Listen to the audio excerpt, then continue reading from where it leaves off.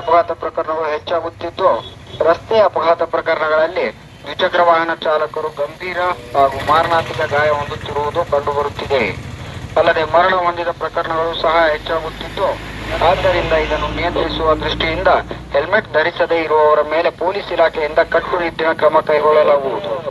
ಆದ್ದರಿಂದ ಎಲ್ಲ ಸಾರ್ವಜನಿಕರು ದ್ವಿಚಕ್ರ ವಾಹನ ಚಾಲನೆ ಮಾಡುವಾಗ ತಪ್ಪದೇ ಹೆಲ್ಮೆಟ್ ಧರಿಸಲು ಈ ಮೂಲಕ ಸೂಚಿಸಲಾಗಿದೆ.